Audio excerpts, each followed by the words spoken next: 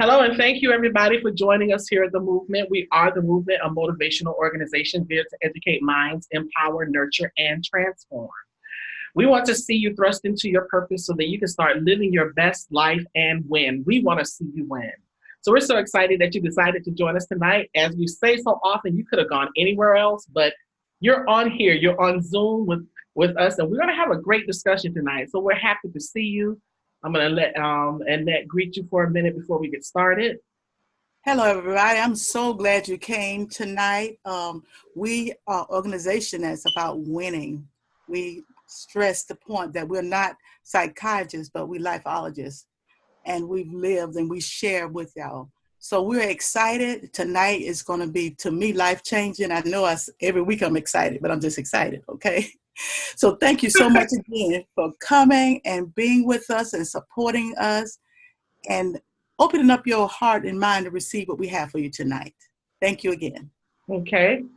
So tonight, we've been walking in this new year. I mean, 2019 came in with a bang, and it's crazy that we are already in almost to the middle of February. And it seems like we just said Happy New Year like a few days ago. But that goes to show you that we had Glenda Williams on a few weeks ago, and it goes to show you that what she said is absolutely so. And we've been talking about it, that we're in that Amos chapter 9 situation where the time between sowing and reaping is accelerated. We're living in an accelerated time frame. So that means that everything that we're doing, we don't have time to waste.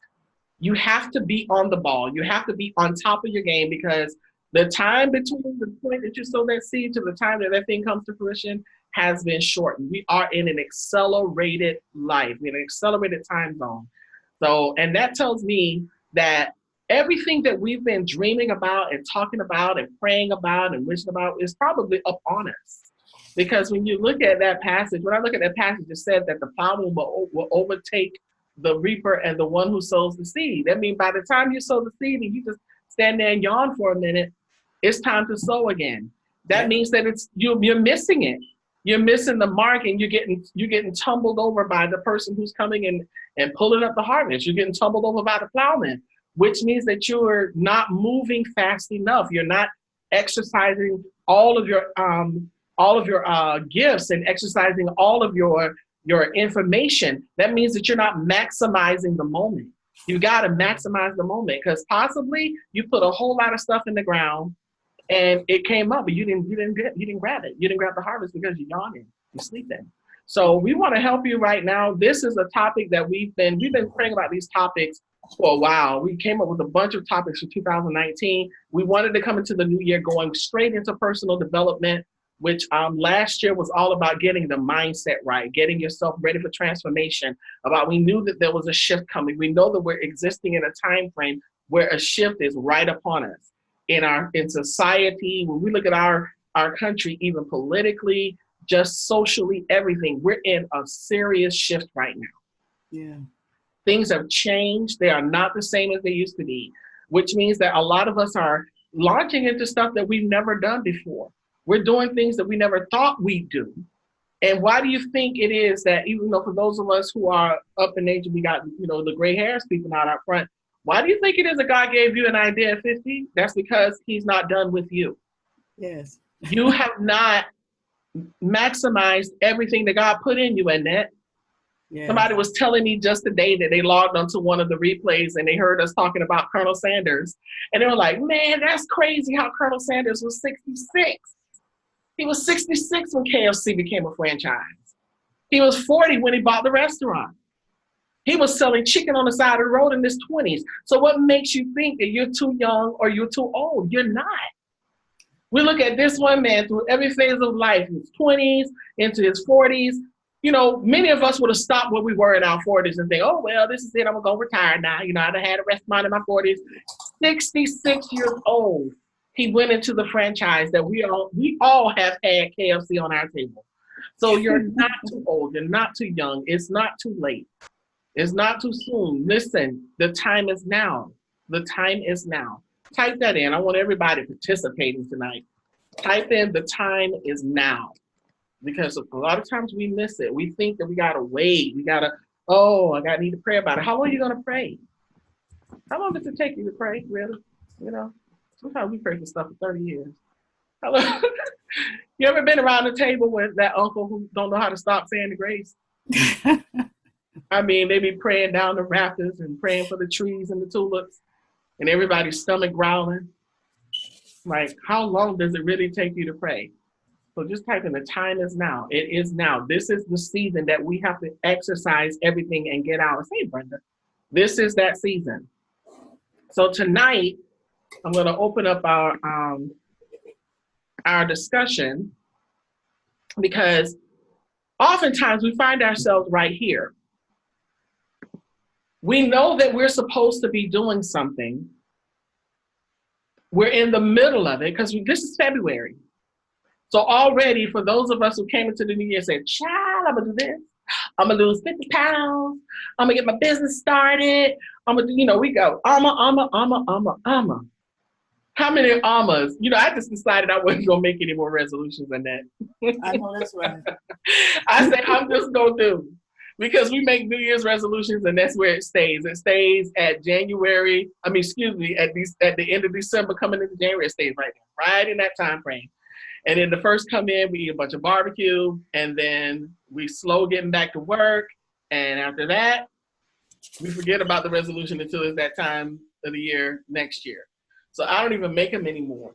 But oftentimes when we get to this place where we're operating in our purpose and we're starting to move, and then all of a sudden it gets stagnant. We talked about that in our restart, refresh, reboot discussion about how sometimes you just have to reboot everything. You have to shut it down and you have to reassess. So we've been talking about that and talking about how we start to hide and it's time to come from behind the curtain. That's in our I'm coming out when we was getting our groove on. Hey. So now that we're coming into this place now, it's like, okay, I understand failure is not an option because I feel like I have stumbled upon failure. That was last week, wasn't it? Was it last week? Failure is not an option. Yes, that was last week. I get lost sometimes. So last week was failure is not an option. So we came into this point where we feel like maybe I failed at this. Maybe I missed it. So we understand that to fail is an event. It happens. A failure is one that cannot succeed, and that is not who we are. So therefore, failure, being a failure, which is a noun, is not an option. We might fail, verb, from time to time, but we can get up because we're going to fail where? Forward. Yeah. We fail forward, we get up, and we're still a step ahead. So you're not a failure, even if you think that. And when we get to this point, sometimes it's very hard. And tonight, we kind of go into church a little bit. We are a Christian organization, and that we are. But we come very practical because sometimes we church a little too much. Sometimes we come ain't got no information, got no knowledge. But tonight, we're dealing with something that a lot of us feel. Yeah. A lot of us feel this from time to time. We feel like nobody hears us. Yeah. We feel that way. So I'm going to put up our topic. It would be good, Anita, if we share it with the people first. This is our topic tonight. Did someone press mute? How many of you felt like that? How often have you felt like that in that? I can't, it's countless, the times in my life. It's countless. I couldn't even begin to count the times I've felt like nobody was hearing me and nothing was going on. When your prayers seem like they're on mute, that is a very, very hard place.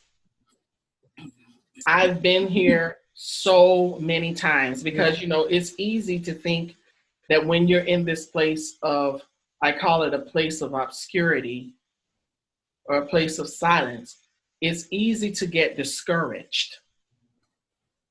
Yes, it is. Amen. That's a hard thing. That's a hard thing. We get discouraged. We set You know, it is like we set ourselves up sometimes and we forget that sometimes we're going to feel like we're walking alone, but it doesn't mean that we are. And we feel like nobody's listening, like literally, like we're screaming and like we can't even hear ourselves. Oh, I have been there where you feel like you're screaming. You ever seen a movie where someone's locked into an insane asylum, where locked into a soundproof room and they're screaming and beating on the doors and it's like nothing, it's mute. And sometimes we feel just like that. Like somebody just pressed mute. Wow. Well, we want to dig into this topic tonight. Zakia raised her hand. Hold on. I'm coming for you, Zakia.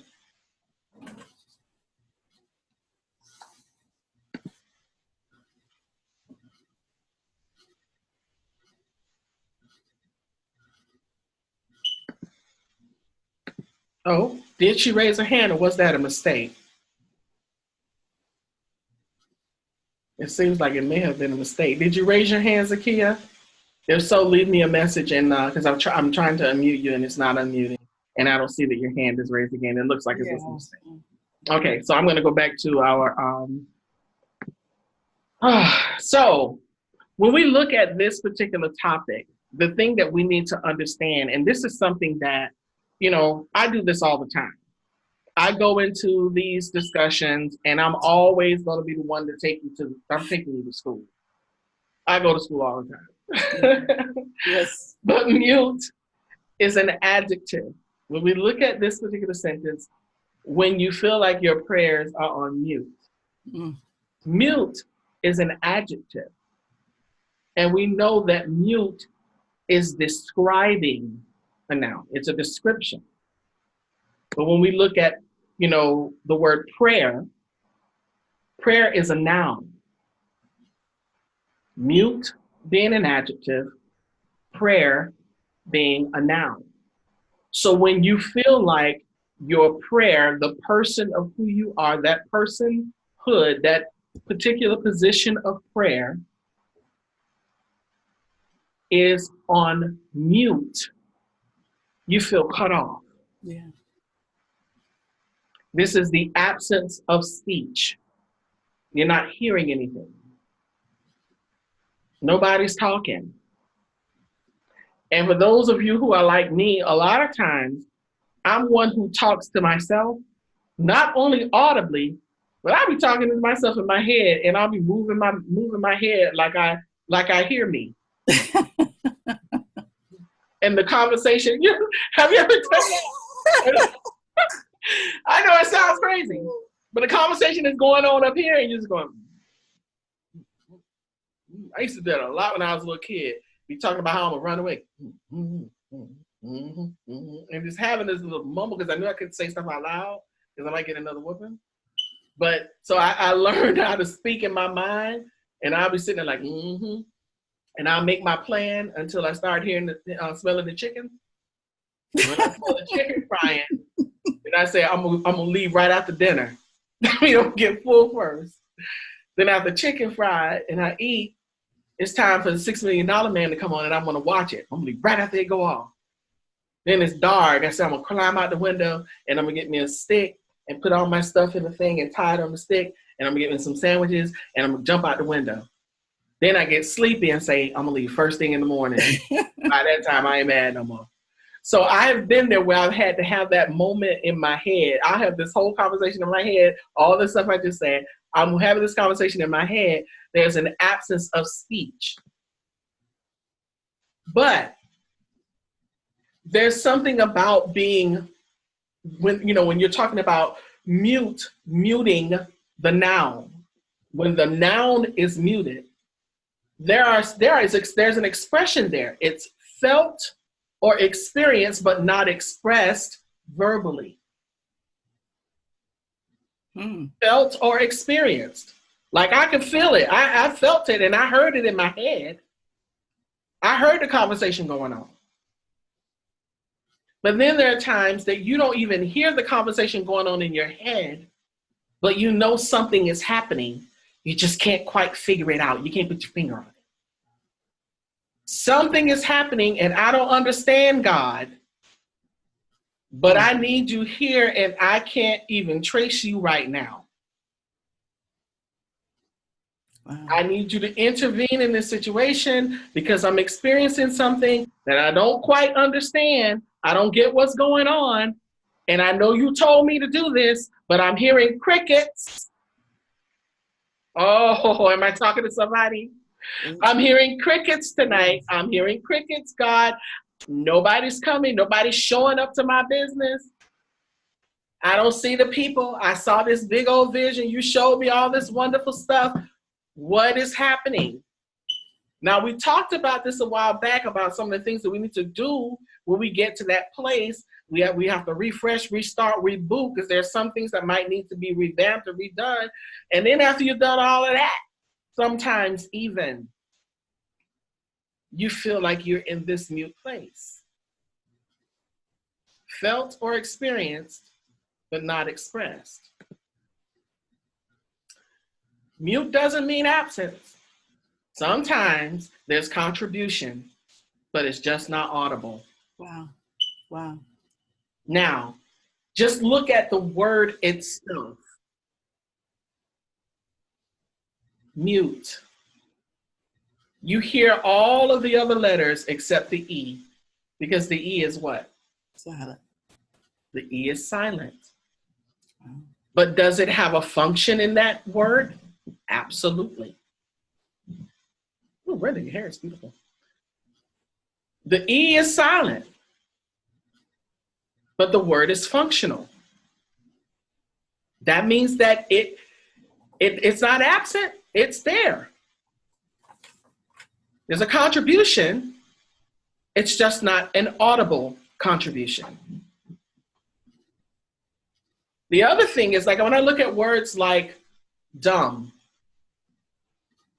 there's a B. It's there, but you're not going to say dumb B. It's silent, but it has a contribution. It's just not audible. And there's sometimes that we're in our situations and we're asking God, we're in the middle of that business venture, we're in the middle of that ministry, and we got like 60 chairs down and 4 of them full, and that's the family. Doesn't mean that you're supposed to stop. Absolutely not. Not if you're in the will of God. It does not mean that he's not there. It does not mean that he's absent. There's contribution. It's just not audible. And there are a lot of things that are tied up in that. And we're getting into those tonight. We're getting into this whole thing because it is a very odd place to be. When I first started looking at this, when we looked at this, was a hard one. And they're talking about this a hard lesson here. And I was like, I said, no, not really. I was looking at it practical. No, we just got to do this. She said, no. She said, I'm talking about the reality of it. Yeah. Because trust me, everything, we told y'all this last week, for those who were on last week when we talked about failure is not an option. We were telling you all last week how we had everything all planned out. We had it all figured out. And then when we got ready to do it, we realized it wasn't ready. But it doesn't mean that we needed to stop. It was a tough place to be. It was a harsh reality, but guess what? We had to live what we were teaching. Yeah. So this is an area where we've had to live it. And that's why she said, oh, this is a hard lesson. It's a hard discussion to have, because this is where a lot of people find themselves. And when they find themselves here, they don't quite know how to get out of it. Because you can pray and speak in tongues and slob and cry and you can play worship music from sun up to sundown. It will not soothe you when you feel like your prayers are on mute, because it feels like it's just bouncing around in the same room with you. Yeah, yes. It's not going to soothe it, because you have to dig just a little bit deeper. Yes. You have to dig deeper. All right. So we're going to take you a little further here.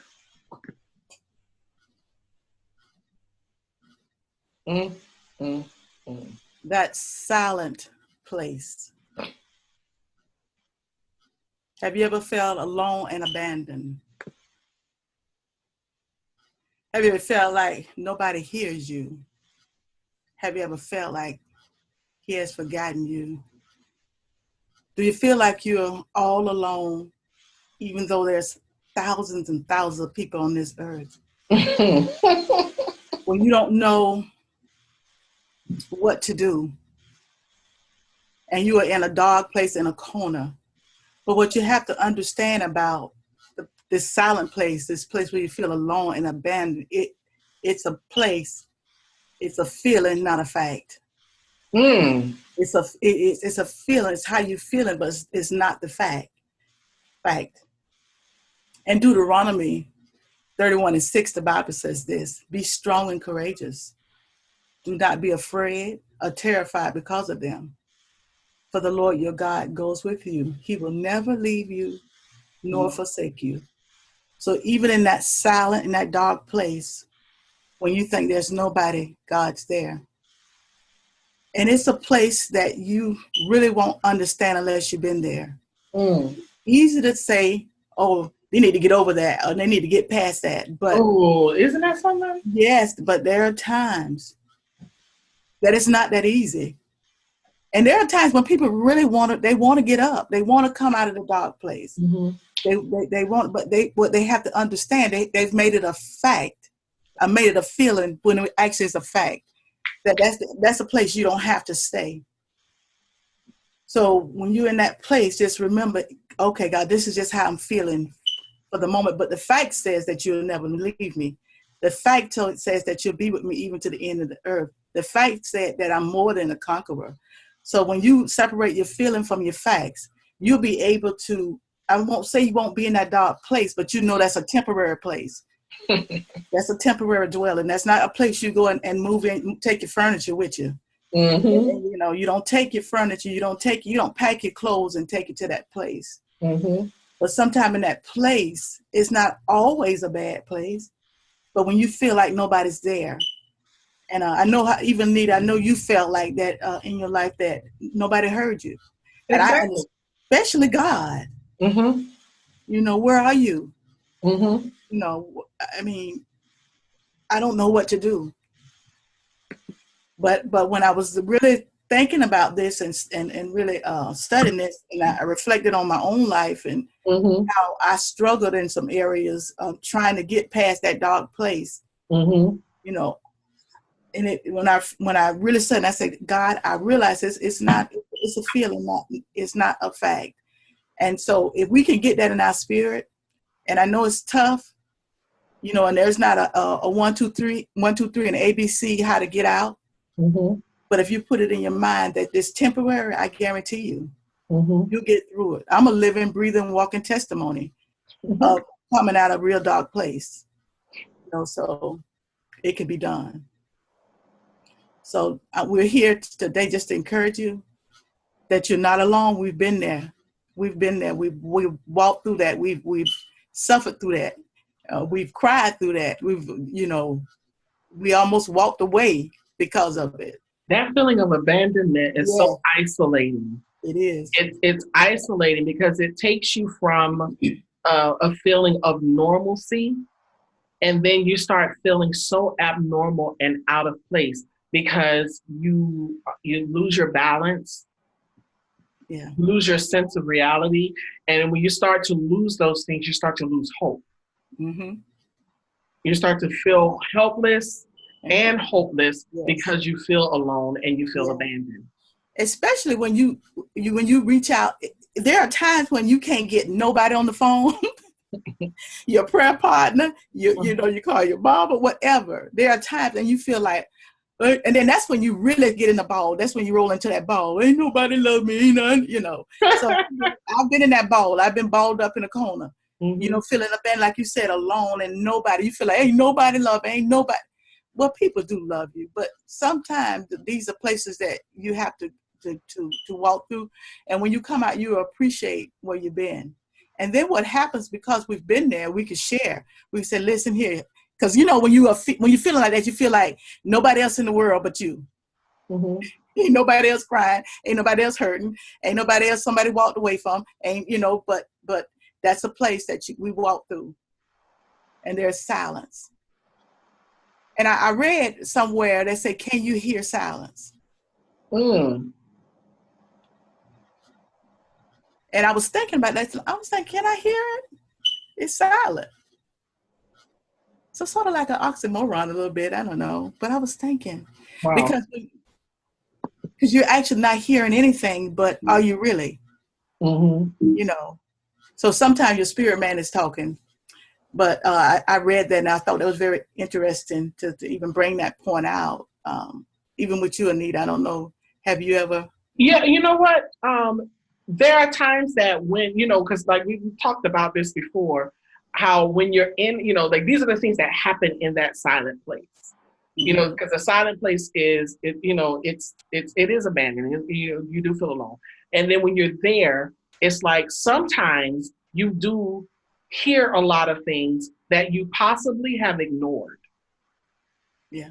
Sometimes we spend a lot of time in our silent space looking for the noise Yeah.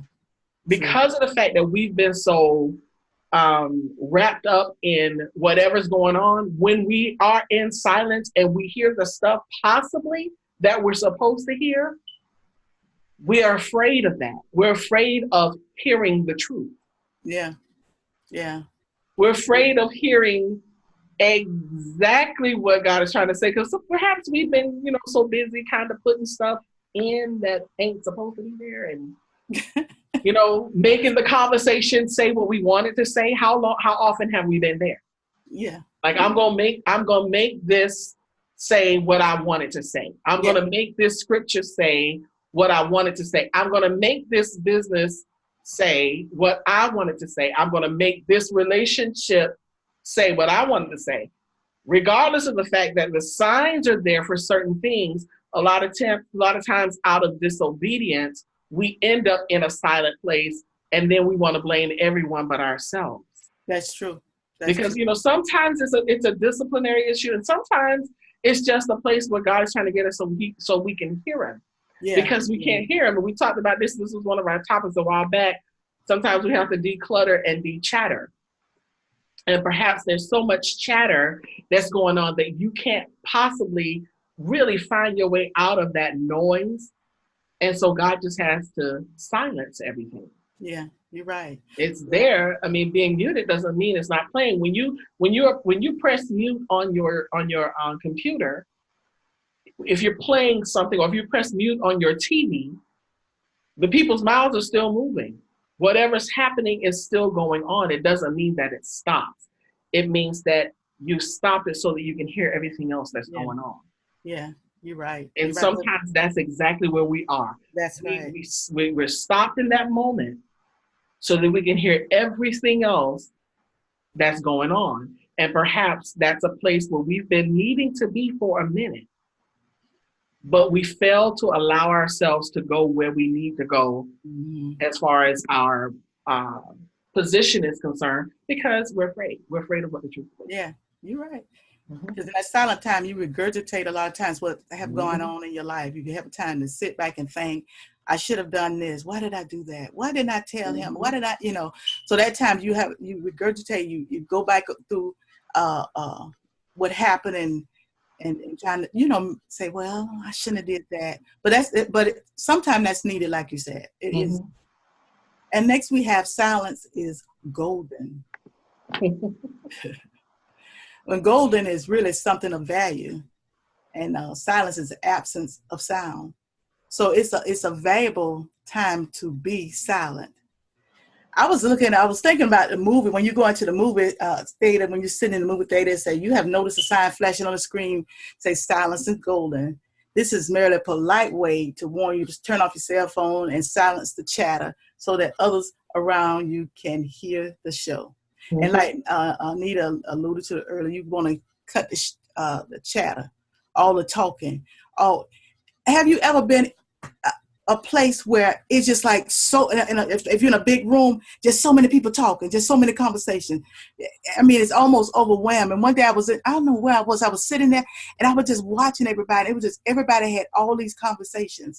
So think about it. that's just how your mind is sometimes. You got so much going on, so much, and so you got to get to a quiet place, a golden place, somewhere you can sit so you can decipher and separate stuff and throw out stuff that's worth something and keep what you need to keep. I know one of the things Church of the Old used to say, what is it? Chew up the meat and spit out the bone. Mm-hmm. Yeah. So, I mean, there are times when you need that. It's not always a bad thing, just too much. Sometimes I have actually, my mind have been so cluttered. I would have to actually just go somewhere and just sit down and just regroup and regroup, because it was so much going on in my head. Everything that went on that day, what happened at the job, and I got to get home and do this, and I forgot that, and then so it's so much, and then there's nothing left for God to do because there's no room there, because you got everything else going on. Mm. And so that's the purpose of it being silence is golden, because not only it's good for your health, it's good for you to sit and just relax, because we always uptight, your heart beating fast. I'm always anxious. Oh, I got to do that. And so much going on. Whereas if I could just take a few moments and digress and rest my mind, because your body be resting a lot. Even a lot of time when you sleep, your body resting, but your mind still.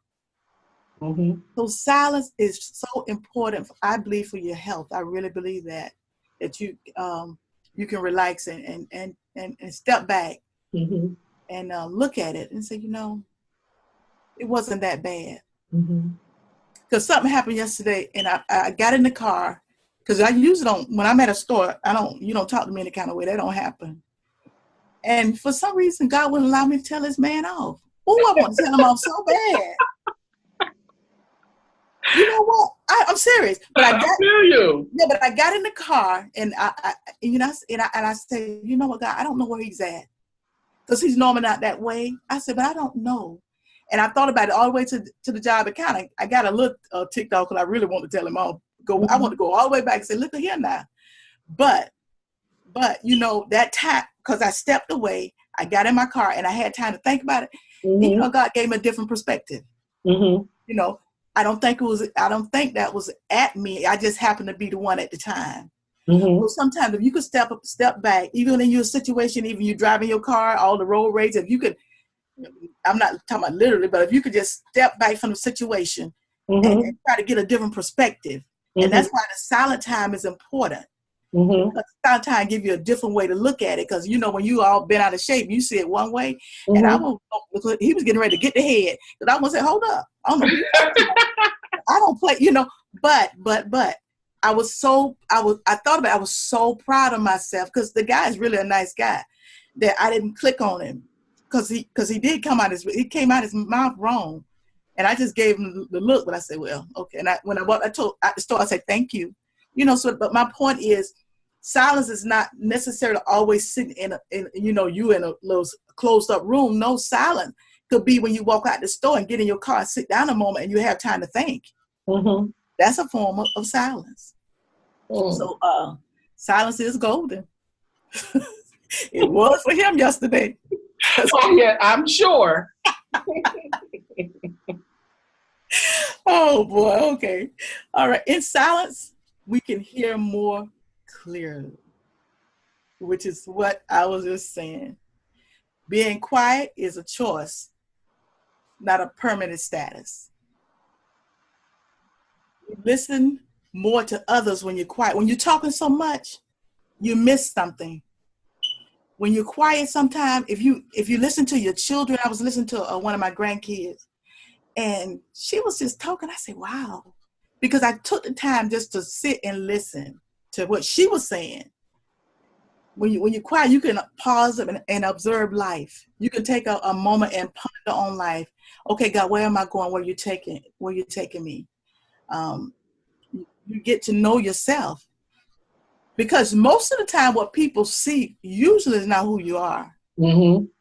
So you get a chance to really see you, because we spend so much time trying to be what society say we should be, that we don't know who we are. Or either we don't like who we are, because somebody, I think it was somebody put this song on about a Black woman, how you don't have to, have the surgery. You don't have to do this. They tell you, to be beautiful. So you get to know who you are. So, okay, God, who am I? What have you called me to do? What have you set me aside to do? Show me me. I remember one time, and I was for real. I said, okay, I'm trying to be all deep and spiritual. I just got saved. When you first get saved, child, you want to run on, see what the end going to be. So I said, God, show me me. And when I really started seeing the real me, it was not ugly. It was it was not pretty. It was very ugly. Some of the things, some of my attitudes, the way I, interact with people. And so that silent time can give you opportunity to really see you. Because a lot of times we always say they, it was them. They did it. We never say I. Maybe I said something wrong. Maybe I acted a certain way. Maybe I acted unseemly. So you get a chance to really see who you are. And when you're quiet, also is the voice of any outside influences. There's nothing to get in the way of what's going on in your head because you don't have any other factors. So in silence, we can hear clear. We can hear clear. When I was really studying, me and Nita, we do study. We research because we want to make sure that we give you what we have. Not, just wake up one day, say, that's what I'm going to talk about. No, because you never know what people are. You never know, the struggle. You never know. Just so what if people smile? So and what? Then we've had to live it. Don't forget about that part. Yes, Lord. Let's not listen. All that stuff I just said, I lived it all. Observing life, and especially when when we started the movement, that was a quiet place. I had to make sure. So, okay, guys, can I do this? I said, because I don't know nothing when it comes to computers. So I had to really do a self-examination of myself. And I said, okay, I'm going to give it a shot. Because if you said it, then it got to come to pass. So in silence, we hear more clearly, because you're cluttered. Especially mamas, especially when you're a business person,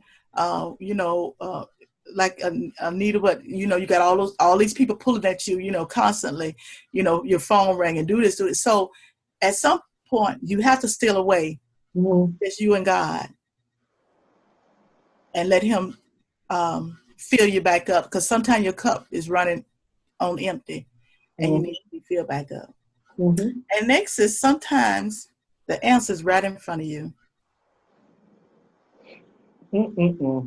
Sometimes it's right there. I did one of Nita's numbers, and I went to and looked at this word called, so let me see if I pronounce it right.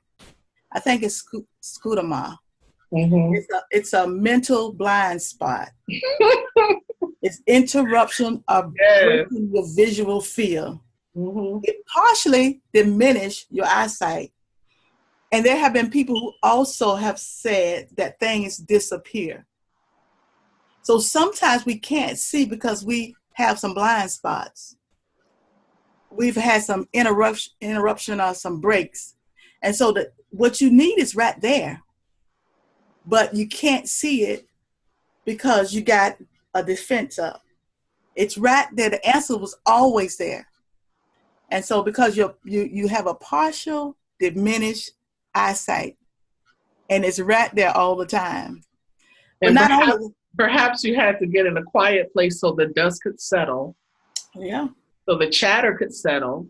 Because, we talked about declutter and de-chatter. Yeah. Chatter could settle so that you could hear and see. That's right. So you can see. So the answer is right there. And not only that, your beliefs are powerful. They limit what we can see or don't see. They filter our perceptions, and they're always in motion. That's why sometimes suspending our disbelief can help us see new possibilities. Because we can't see because we already got a preconceived notion. We already made up in our mind what it is. So it don't matter if it's sitting right there. We already know. We already know when we pray to God sometimes, we already know what we want. And so when he don't answer, we're mad.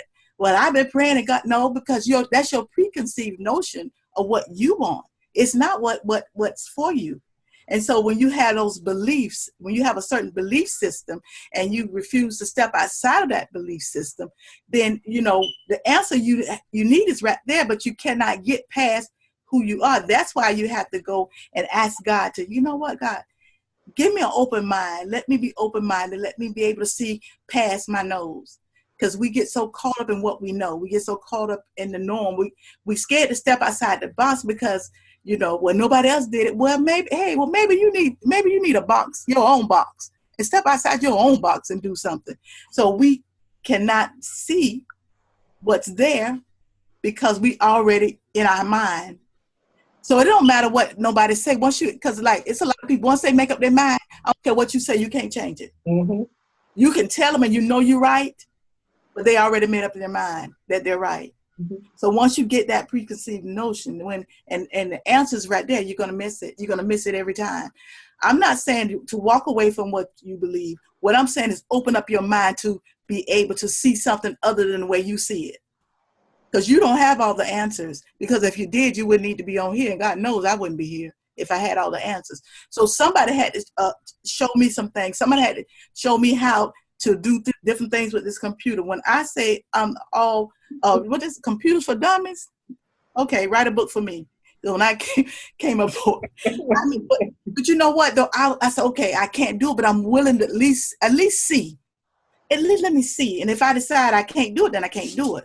So don't get so caught up, you know, that you can't, nobody else can tell you anything. You're not open to anything. You know, you'll be surprised. When I was I went to visit Nita a couple weeks ago. And like I said, when we did the recording or whatever, and the guy came in, he was so nice.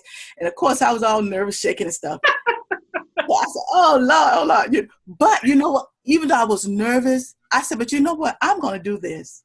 And I had to check it out. So after we got through with it and everything, I told the guy, I said, oh, I'm a movie star now, you know. Okay. That's what I told. But I was willing to at least step out and see. You'll be surprised what's out there. People get rich off of just, to me, sometimes you look at like, that's why you look at the man making coffee, and I'm a trillionaire. I make some coffee, you know. So just step outside your box, and because whatever you need, it's on the inside. You just got to be willing to step out. And also in silence, we are more apt to accept the answer. Sometimes the answer is right there, but the clutter and the chatter is keeping us from hearing and seeing. Also, in that silent place, we learn to accept answers that has already been there. In that silent place, we have nothing to say, so we can hear. In that silent place, you need time to solidify your reaction. In that silent place, it's better left unsaid. So in that silent place, if you're quiet, you can begin to hear. You begin to hear stuff when you're silent, like here in the mornings, it's very quiet, so you hear birds. Now, it's not that the birds don't fly during the day, but because it's quiet, you can hear the birds. So when you're quiet, you have a receptive ear. You can hear. And you don't want to let your feelings be known when you're quiet. So in silence, we're more apt to accept the answer. So you don't have an argument. You don't have an argument going on. No. You don't have an argument going on. You don't have yourself doing like me. Like I was talking about how I was like, yeah. Telling somebody off in my head, and open my mouth because my mom was gonna slap me in it. Yeah, but it's a silent place that you want to go. And I'm gonna tell you something. It could be a lonely and it could be a hurtful place, but it also can be very rewarding. Because when you sit and you have a time to reflect, even when you think, you know how you start looking at your life like, I never do anything, I never make it, I knew it. But then when you start looking back, say, but wow, but look where I came from. No, I'm not where I need to be at, but look how you kept me all these years. How you kept my mind, how you kept my children, how you I'm still here, you know. So when you reflect back, you become more appreciative.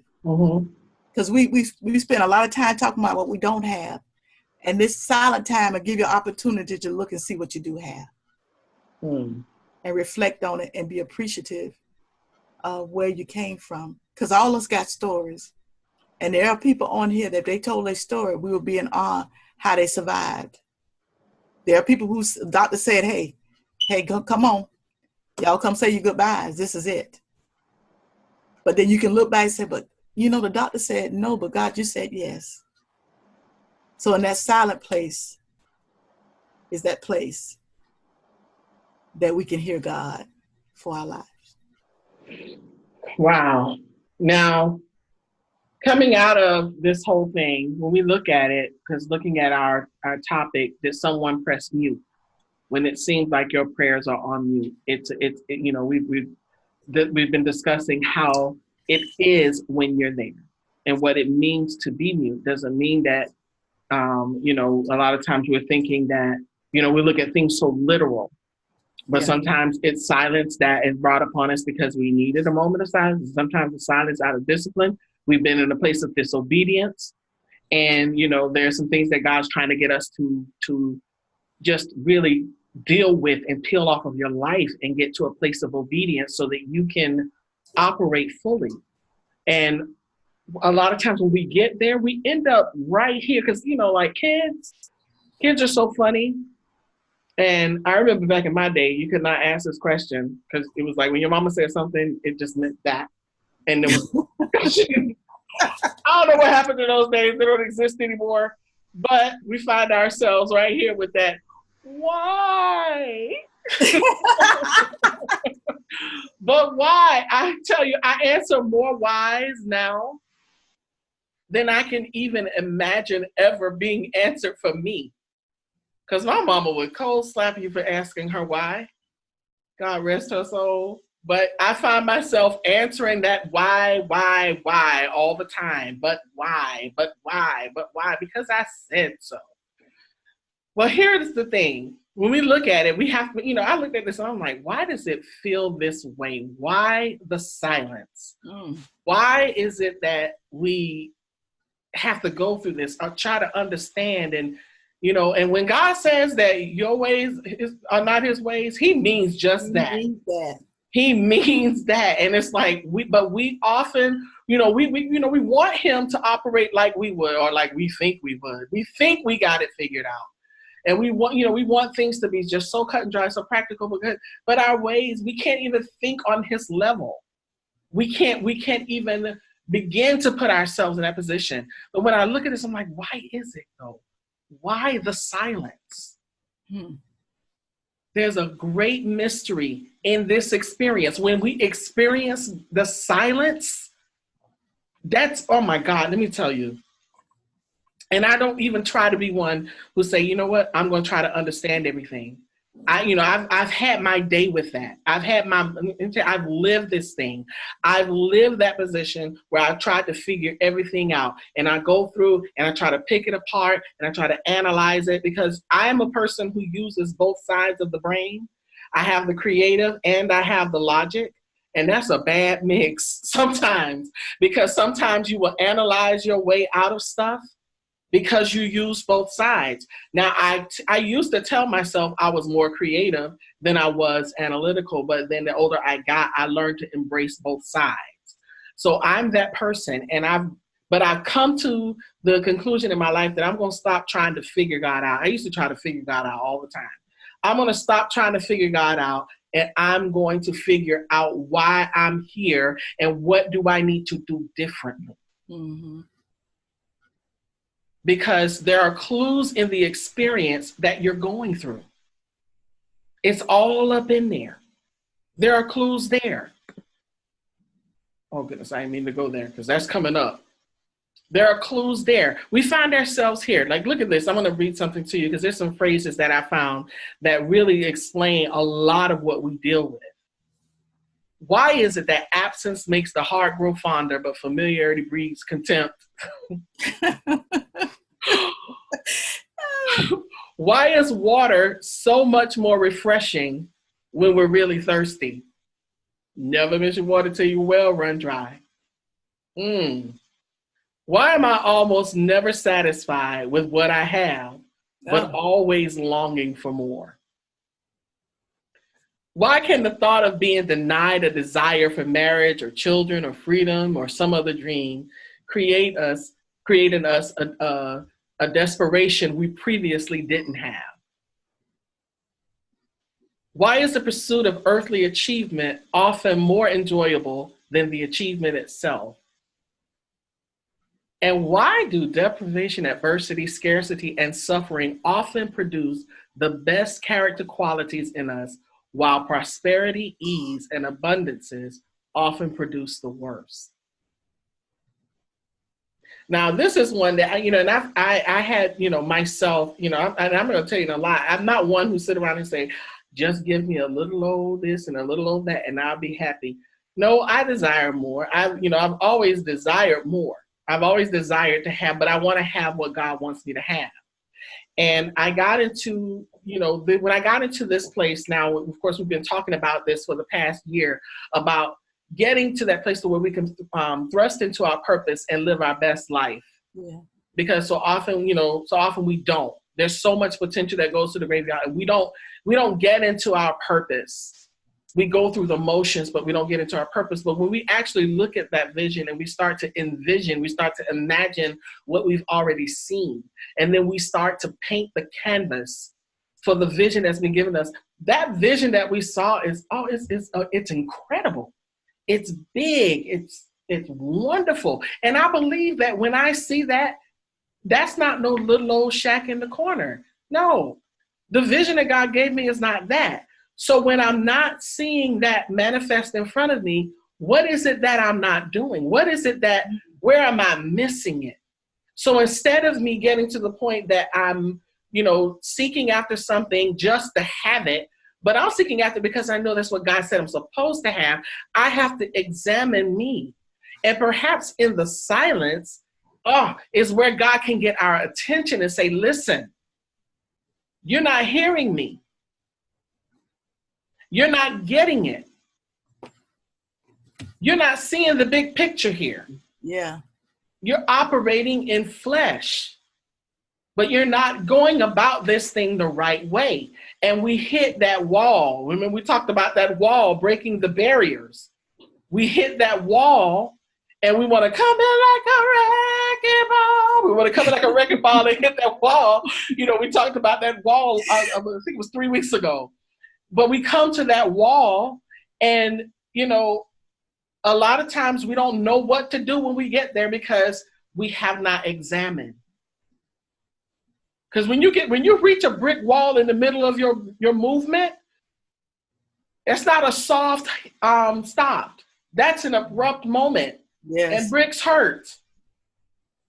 So when you hit that stop, you have to take a minute and start to self-examine. That's not a place of self-pity. There are clues in the experience. There's a pattern and a design. When we look at this thing called deprivation, when we're deprived of something, it draws out the desire. We desire it. It's like, let somebody tell you something you can't have. Now, I don't know about you, but I'm that person. The more you tell me no, I know I was that way growing up. The more you tell me no, the more I want to do it.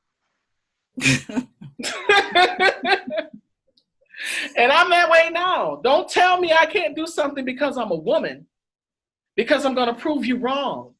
I've done that in the music industry. I can walk into the studio and I can work everything in there. I can roll with the big boys, play instruments, sing and rap, and sit down and engineer. I've done it just to prove to these young people, and most of the time young men, that I can. Because I'm that person. I love a challenge. I want to get up on that moment.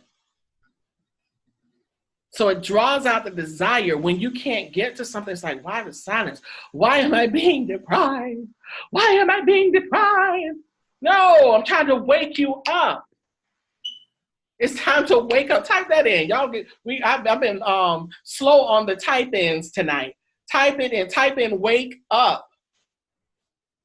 Wake up and hear the silence. Didn't you say that earlier, Annette? Yes. You can hear silence. Yeah. Wake up and listen to the silence. There's a lot of stuff there. Absence heightens the desire. Longing, emptiness, and silence makes things happen. Let me tell you something. This is what I like to call, this is that thing that I like to call Luke 11:9 position.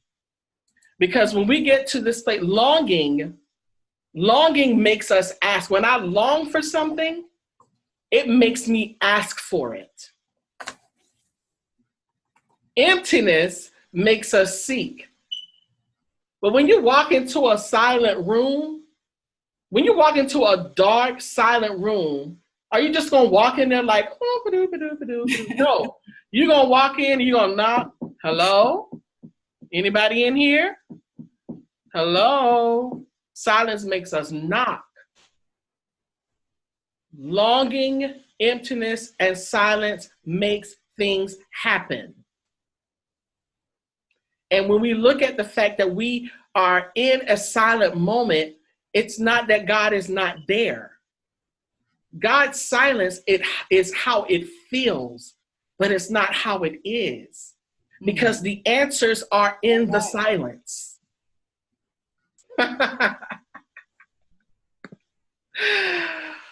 What satisfies us most is not what we receive, but what we are promised. And I'm here to tell you, a lot of us saw some stuff, because I know I saw some stuff. I saw some big stuff. And then every time I'm laying down and not getting up at the appointed time that I'm supposed to get up, and I was just telling Annette this over the last couple of weeks, I'm like, I know I'm supposed to get up at a certain time, and I haven't been doing it. I got lazy. And I started getting comfortable. Oh, we cool, we good. We got the website done. We filming. We got the master class ready. We got all our information. We good. We had James come in. We said, hi, I'm Anita Wilson. Hi, I'm Anita Wilson. And we're the movement. And we're about to take you on an incredible journey. Oh, we had that thing down. But we hit that big wall. And we had to go back to the drawing board. Yeah. I entered a silent place. That's why I said we have to live this. We live this. Yes, I hit a silent place. I'm like, what is it I'm not doing? Okay, where are your affirmations? What's going on in your prayer life? What are you doing? Are you making this happen? Are you following your to-do list? And it was great. It's great in the beginning when you first get that promise, when you first get that vision, you're like, oh, I'm on fire. Yes, this is it. Oh, that's the satisfying moment. But what satisfies us most is not what we receive, but what we are promised. And in what we are promised, we have to work for it. Because perhaps what you're receiving ain't there. It's the tip of the iceberg. You're just scratching the surface. You're receiving what you put into it. That's some good stuff. All right. That's some good stuff. Wow. It is. Then we get to this one I love. This is where I was, Annette, when I told you I was walking in the mall and I parked on the other end of the mall and the store I had to go to was all the way on the other side of the mall. I thought I had it figured out. So I had to walk all the way to the other side of the mall to get what I needed. And if I walked all the way over there, what did I have to do? Walk all the way back. And all the way back, I'm looking in my reflection in the store, and I'm hearing in my head, I hear Lord God is trying to tell you something. Like, girl, if you don't get your butt to gym, oh my goodness. So this is where we find ourselves at. I hear you, Lord. I hear you, Lord. I hear you. Learn how to hear the nonverbal dialogue. When you make contact. You establish your eye contact when speaking to others. Your facial expressions. Your facial expressions convey your emotions. Your space. Pay attention to your proximity to others. Your posture. Look at your posture. Your tones and your sounds. Learn to hear the nonverbal dialogue. Even with your children, pay attention how they're acting. Are they, are they still the same? Are they moping? The signs are there. You got to hear without words being spoken. The nonverbal dialogue. When I was growing up as a child, because I was the oldest, nobody never paid attention to me. No, it's the truth, because being the oldest child, a lot of times you have certain responsibility. You become like a free nanny, basically, because you're the oldest. And, so there was, looking back now, there were some things that probably should have been caught. But, my mom raising, 8 of us, and she's trying to work 2 or 3 jobs and whatever. So you got to be able to hear without hearing. You got to be able to see what's going on, learn to hear the nonverbal, what's going on. I know even in Anita, I know there were times when you had to hear without your ears. You had to be able to read the body language. You see so many times when people maybe commit suicide or crime, people say, well, I knew them. I never knew they were like that. No, the signs were there. Yeah, I never knew he was like that. I never thought in a million years. So we have to hear the nonverbal, even in our own lives. We got to be able to hear. Yeah, there are signs. There are signs a lot of times, and I know I've experienced that where, someone committed suicide. You saw it. It's like it came from out of nowhere, but it really didn't. When I look back on a couple of situations, because it even happened in my own family once, and my mom talked often about my cousin and how, there were signs that led up to that happening. And we do often ignore the nonverbal dialogue. And it happens also in our own lives when we're facing obstacles and trials, when we're facing that same roadblock. If you get to the same groove in the record each time, then there's a scratch there. And it's not going away until you tend to it. Yeah. If there's an interruption in your groove, you have to tend to the interruption. Yeah. So the signs are there. That's nonverbal dialogue. When you're having those moments that you find yourself, I don't know, I've been here where I found myself in tears just out of nowhere.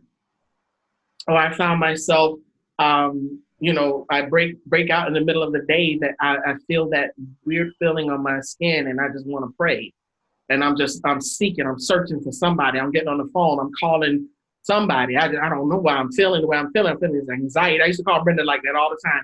I got that feeling again, Brenda. I'm feeling that anxiety. I'm feeling that anxiety. She's like, okay, slow down. What is God trying to tell you?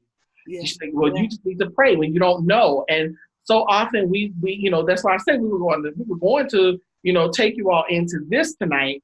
And it just so happens that I see somebody on here who, out of normal circumstances, I would have called. This was been a night for me to call on, because this is her area. Because the thing is, a lot of us just lack so much in the prayer life. And I am 150% guilty. Yeah. So I've had to learn to hear that nonverbal dialogue. And trust me, I heard it very loud and clear this week. Yes. Because I know when last year my daughter I went with her down there. And so we was in Fort Lauderdale. So I was driving around town. I was fine. So she was in the hospital a couple of days. So I went and picked up. And so she said I was talking to myself. I didn't realize it. I started having an anxiety attack. I said, oh, Lord, I don't know how I'm going to get on this road. She said, listen here, Mama, pull over right now. Nope, you pull over, let me drive. I had an anxiety attack. And I got to get delivered from that. I don't know why, just all of a sudden. Mm. But but I thank God that, because I was going to try to drive, but at least she saw the signs. Like, maybe you shouldn't be driving right now. So she drove us home. So I mean, when you feel like, you say, Nita, when you feel like that, get some help. Find somebody. Because you do. I've cried. I had all kind of issues. But even with my children, I try to be aware. But the problem is, y'all, we're so caught up in our own life, the day-to-day hustle and bustle. Sometimes we don't see it, and then we'll see it after the fact. We saw it, but we weren't able to pinpoint it. I guess that's the word I'll say, because that's why we'll say, "Oh, I didn't know he was like that. I didn't know she was like that. I didn't know that would happen." And we in shock when we see people we know do stuff. Because a young man that when used to keep my kids, his grandmother, well, he was going around killing folks. Well, we were just like blown away. And I remember him calling my mother, and he wanted he wanted Mom to be a character witness. And of course she didn't. And he said, and he told her something. He said, when your son, I won't call his name, said, I tried to, do something to him. He said, I did. So I'm thinking, like, I knew him. Wow. But he's on death row now. He never getting out. But I'm just saying, so the signs, obviously, somebody saw the signs. I was much younger, so of course I didn't know. But my point is, there are nonverbal, and so we can kind of be cognizant of that with our families and our friends and even your coworkers. If you see, I mean, I work with a couple people that committed suicide, and one guy, I wasn't shocked. I'd have been shocked if he wouldn't have done it. But a lot of times you don't know what to do about it. So anyway, so learn to hear the nonverbal. And also sometimes it's a test that leads us to our transformation. Sometimes it have to be things happen to us to change us. Life situations. When I went through depression, I changed a lot of that. I overcame a lot of that because I had the children. So there are things that happen. So there are problems. Problems are unanswered questions. That's what problems are. They're unanswered questions. Nothing in life is free. Don't be afraid to make decisions, and don't believe everything you hear and see. But sometimes a test will come. It will change you one way or the other. Life situation, we've all had them. We've all had those aha moments or those life change moments. I can remember certain things that happened to me that changed me. Just like most of us know where we were when 9/11 happened. When the space shuttle blew up. I can remember both times where I was. So those things that happened in our country made a big impact on me because of, the tragedy. So same in our lives. Things happen to lead us, the test, to lead us to transforming. If I had not gone through some of the things I've gone through, I probably wouldn't be a part of the movement. Probably wouldn't think I needed to be a motivational organization. But certain things happen. Every step of your life is leading you somewhere. The good, the bad, it's leading you somewhere. So sometimes it's a test that leads us to transformation. What about you, Nita? At some point in life? Absolutely. Yeah. Absolutely. I've been tested, and, I have not passed every test. Me. I need a do-over. But one thing about it is that, when I've faced the test of silence in my life, there are times that I have, I've not weathered the storm very well, but like we say, we live and learn. We're not psychologists, we're lifeologists. We've lived and gone through some things that we can now share. But I can look back over my life as I've been writing my book. I've looked back over my life, and I can see through each decade where there was a transformation in my life. How God transformed me. I've been alive now. As next Saturday, Saturday coming, I will be 51. Wow. But at 50, I started looking over my life, and I saw the transformation in my life each decade. Going through each decade with the number 8, meaning a new beginning. And I saw how there are several tests through each decade that led me from one transformation to the next, which transformed me right to where I am today. And I had to look back and realize there have been so many things that have happened from the time that I was born, even before being born, how the doctors were telling my mom that she needed to have an abortion because she had cancer and that I needed to be aborted. And they were like really harping on her, and she decided not to. So before I even got here, the devil was trying to stop it. So coming through my life, when I look back and I see each test and each one, I thought, I mean, well, I'll tell you this, the first one, I thought I wasn't going to make it out of it. And then the second test, it got just, it was tough, but I knew kind of sort of how to fight. And by that time, I got it after that one. So that means when the next time came around and the next time comes around, I know what to do in those moments. And I'm learning day by day that I'm going to have them. I'm going to face them, but it's leading to transformation. That's when a shift is happening. The paradigm that you know that you used to operate in no longer fits your life. The prototype changes. Yeah. And that's where we find ourselves. So it leads to transformation. It does. And tests are important. Because if you never, even in school, if you don't take tests, you don't go to the next grade. They test you. Mm-hmm. You know, so that's how life is. You go into the next step, to the next level, to the next level. And so those transformation are so important. You know, you're not going to stay in first grade forever. At some point, you're going to get to graduate from high school. And so that's why the transformations are so important. So perseverance is the key. It's the continued effort to achieve something despite difficulties, opposition, or failures. It's steadfastness. Persevere, that means that you're going to continue to do it. There may be some ups and downs. There may be some times that you want to give up. I don't know how many times I said I threw in the towel. I don't know how many times I went back and picked the towel up. Because I was determined to persevere. Mm-hmm. But you have to, like you say, each step, you know, gets you stronger and stronger. But despite the difficulties and opposition, even if I failed, I still persevered because I felt that it was only a temporary setback. And so sometimes you have to step back up. Mm-hmm. And sometimes you have to fall down to get back up. So I had to keep going. There are times that I would fail and I would beat myself up and I'll feel miserable. And I'll tell myself everything I should have done and I didn't do. And it was so difficult. I'm so hard on myself. You know, I hate to fail. I hate to feel less than.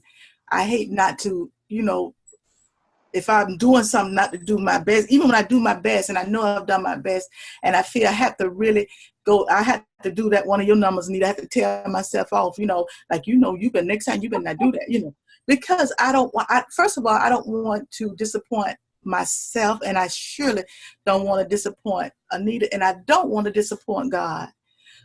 So I have to keep persevering. And when I do fall, and you know, I remember riding a bike one time, and I was riding and looking back. I don't know what I was looking back, and I hit the soft dirt, and I fell, and I bruised myself. And it took me a minute. I laid there a minute because I was really hurt. Mm-hmm. But you know what? I got up. And I brushed myself off. I was going to the store. Of course, I couldn't make it to the store. But I went back home. And, you know, the next day, how about I got back on that bike? I persevered. Yeah, I was hurt and I was bruised. I was blooded. You know, I still got the bruises. I don't know what I hit, but that bicycle did a 1, 2, 3 on me. But you know what? You stayed steadfast. Yes, steadfast. I stayed the course. And that says something, because, you know, of course, I'm looking at this word, and the word perseverance is it's an intransitive verb. I know it. Y'all ought to know I'm going there. That's how I go there. You already know I'm going there, Brenda. The word perseverance is an intransitive verb. When we look at an intransitive verb, it means that I'll give you an example. Deuteronomy 1:6, when he says, I have set the land before you. You have dwelt. First it says you dwelt here long enough. The word dwelt means set, but it means a set as though you're set in cement, that you would not move. And he said, turn and go because I have set. Previous word, dwelt. The next word was set, which is a different word. It's a transitive verb. Dwelt was an intransitive. Therefore, set was transitive, which means that there was connection between where it was and what was on the other side of the mountain, which means that was a movement that was already connected no matter what was in between you and what was on the other side. So in this case, with perseverance being an intransitive verb, it means that I'm set, I'm here, and I'm not moving. I'm going to maintain my steadfastness. And when I decided that I was going to follow God in all of this, I wasn't going to do this for the moment and then get up out the cement and keep going. Because when you set, you set. And you ain't going nowhere. That's that steadfastness. Okay, just what we just said, y'all. That's what. I just felt that. I love the difference between intransitive and transitive verbs. Yeah. It makes a very big difference, especially when you're dealing with scripture, because there's so much that's missing there. And I was always one who was into, Brenda tell you, I was all into hermeneutics. Hermeneutics was my favorite subject, and I taught it in the Bible college. The methodological science of scriptural interpretation. I was all about digging into the lexicon and getting all of the tenses of the word, because it made a big difference in how it was said, because the Bible was translated. Mm-hmm. So when we look at that, we'll sing it. I've sang it many times. We step back. Oh, yeah. You say that, but are you really? Yeah. Are you really persevering? So in other words, you got to be set regardless of what's going on around you.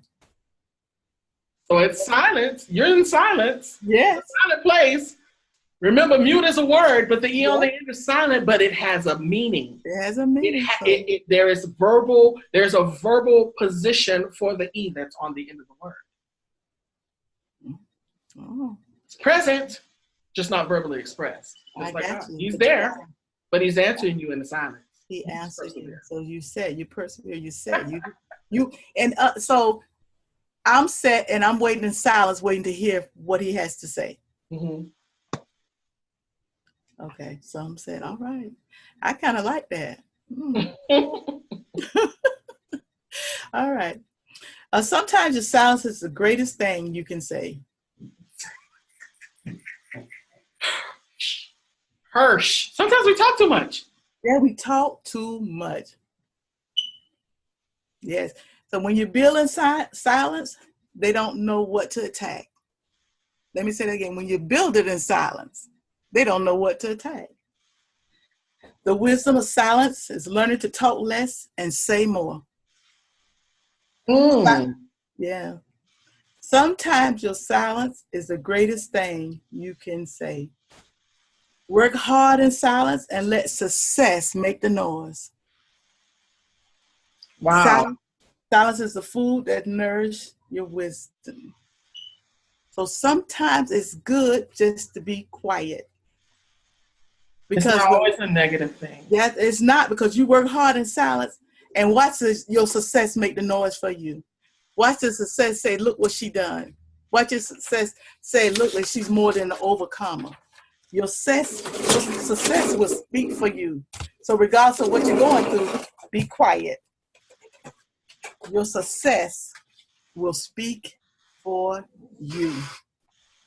The word listen contains the same letters as the word silent. So sometimes you just have to listen so you can be silent. So it's important to know that I hear you, Lord. I hear you. I'm learning to hear the nonverbal dialogue. I hear you, Lord. Sometimes it's a test that leads to our transformation. I hear you, Lord. Perseverance is the key. I hear you, Lord. Sometimes your silence is the greatest thing you can say. I hear you, Lord. Even though I may not hear you verbally, I hear you speaking to my spirit, man. I hear you. I hear how you still telling me, even in the silent moment, that I got you, that I called you. And we're here today to let you know that you are a winner. No matter what you're going through. And I don't care what anybody have said verbally. I don't even care what you say about yourself. You are a winner. God is still speaking. And I declare, if you get into your silent place, you can hear him. Mm-hmm. Get away from the chatter, all the noise, all the oppositions, everybody, people telling you what you can and cannot do. Never let them do that. You go to your silent place. Okay, God, I know you called me to do this. Now what? What's my next move? What's my next step? How can I do this? Mm-hmm. In the silence, he's still speaking. If you would type that in the silence, he's still speaking.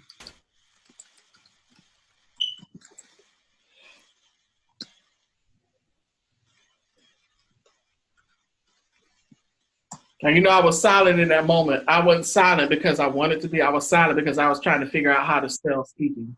Oh. So in the silence, you could learn how to spell. Oh. So for your homework, since we went to school today, just take 10 minutes and steal away. Because a lot of us don't do that. We're constantly on the move. We're constantly doing something. We're constantly being out the mama, the sister, the brother, the grandmother. We're constantly moving. But I declare, if you take 10 minutes and just steal away, no phone, cut the phone off. No internet, no TV, and just you and God. And let him begin to speak to you. Now, some of you may be doing that. I don't, because I'm always doing something. Okay, I got to go to this. Okay, I got to go to the store. All right, get off at 3:30, and I got to run it. My mind is constantly running, and I have not taken and given God his, because I'm so busy trying to just to make it and survive. Yeah, you're right. And then for some of us, I mean, there are a couple of people on here that we know whose prayer life is on point. Yeah. They pray 24 hours a day, it seems like. But there are some of us, like self included, who 3 seconds in, I'm yawning and daydreaming and distracted. So I have to discipline myself for my prayer life. But silence at that time, there are times that I'm one who needs that. I need that 10 minutes that I can sit down and I can be silent and hear. But then there are some people who may go through it from a different perspective, which we were also talking about tonight, where silence comes upon you, you don't realize it, you don't understand why. Yeah. So silence comes in different forms, but God is still speaking even through the silence. That's right. And that's what ultimately that's what we have to understand. And for those of us who are facing the positions in our businesses, because, a person who I was working with today, because I do the consulting sessions, and I was working with this person today, and she'd been trying to get with me for 3 days, and I've been swamped. And she's like, I was getting worried because you were silent, and I thought I did something wrong. And I'm like, no, you didn't do anything wrong. I mean, I gave the assessment, and I gave her an assignment, and she sent the assignment back, but I hadn't answered her. So she felt in her mind, she started panicking, thinking that she had done something wrong, and that, there was, like we were at a roadblock. I'm like, no. I said, you just have to just give me a moment, because I needed a minute to just kind of pull things together. But when you don't hear from me, you have a list of things that you're supposed to do. And so a lot of times when, when I don't know the direction, because trust me, I live the life of faith where I have to, depend on my clientele and everything, to make the money, but God is my source. And when it's silent around these parts, I just start going through my checklist. Now, I haven't always been there. I had to learn to get there, because the old Nita would be sort of like, oh God, oh my God, my rent due, I don't have my rent. But you know what? But the thing is, I had to learn how to trust God, even when I don't hear him, even when I can't trace him, even when the phone is not ringing, because the phone might not ring for a week, but then I get flooded 2 weeks from now. And then I have to do like the ants, and I have to store up, because I don't know when the drought is coming again. Mm-hmm. So I have to prepare. And God gives you all of this wisdom. He gives you all of this insight to use. But what happens is, especially with those of us in business and those of us who start in ministries, you show up to that church and 2 people sitting in the pew, you got 60 chairs down. but two of them full, and it's you and your daughter or somebody who's the praise and worship leader and the usher at the same time. But you know what? Guess what? You got to get up and keep going. Yeah. You got to keep moving. Because perhaps, I'm not a pastor, thank God. I'm not a pastor, so I don't know what that's like. I don't know what it's like to have to open the doors regardless of who shows up and who doesn't show up. But guess what? When you're operating in his will, 9 times out of 10, God is giving you a checklist. And I had to put together my checklist because I knew that when it got to the point where if the phone wasn't ringing, it doesn't mean I didn't have anything to do. I have a lot to do. There's plenty that I have to do. So when your business is not moving and flourishing and functioning, go pull out your checklist and start doing the things that you know that you're supposed to do. Mm-hmm. Pull out that refresh, restart, reboot worksheet. For those who don't have it, look about 3 or 4 weeks back. It's in one of those emails. And if you in any of the broadcasts that you need that we have taken down, they're still there. I just have them on private. I'll put it back up for you. But refresh, restart, reboot really was a good way. It's a good way to continue to keep yourself in check. Yeah, that's true. Mm-hmm. It keeps you in check. You look at everything that you're working with and say, wait a minute, I need to go back to the drawing board on this. Or maybe I need to do some different advertisement on this. Or maybe I need to do some influencer marketing on this. Or maybe I need to just do a commercial. Or maybe I need to do, it's a lot of things that you will find that you need to do, you maybe just haven't done. Yeah. But it's on your checklist. If you look at your checklist, it's there. That's if you have one. But if you don't have one, in about 3 weeks, when we launch the masterclass, trust me, everything is in here. Yeah, yeah. Every checklist known to man. Can't nobody say they can't do it after that because you're looking at a person who has started a business before with $400 and a dream. And I've lived and I've operated and experienced what it's like to be completely zero. And then I had to learn to pull on those gifts. Let me tell you, everything that you need is inside you. The gift is in you. Yeah. But when it got silent, it was a tough place. But I'm the type of person, I don't like to lose. I mean, sometimes that could be a bad thing. But my brother used to tell me, my godbrother, my brother, they used to try to leave me. They would run and I would be chasing them. And I could run back in the day. I was like, I was a little fast something. And they were like 8 years my senior. So they said, would take off running, and they would think, oh, yeah, she's going to get tired by the time we get down this street. And they would look behind them like, man, she's still running. And they would keep running, and they start running faster. And then they look back, and hey, I am still running because the race is not given to the swift nor to the strong, but to the one who endures. Yes. I had endurance, and I was going to keep up with them. I don't care. They weren't getting out of my sight. I kept running at a steady pace, and I stayed with him. And that stayed with he talked about that at my brother's funeral. He said, man, I look behind her, she's still running. Like, golly, what is it about this girl? She hates to lose. And that has been in me from the time that I was a child. I hate to lose. I hate to give up on something. But trust me, I'm not one who won't walk away from something that doesn't work. But I believe that if the vision is there, that there's just another little phase I need to do. I need to refresh, restart, reboot so that I can get it into the right place. You feel me? Hey, Ebony. Yeah, yeah. Mm-hmm. All right. So, good people. I'm going to open up these phone lines. I'm going to unmute. Let's see what's up. How is everybody? I can hear y'all. Lana, Ida, Glenda. Hello, Glenda. She turned her camera off. She's probably doing something. Valerie, Ebony, Amber. My niece, Amber? Yeah.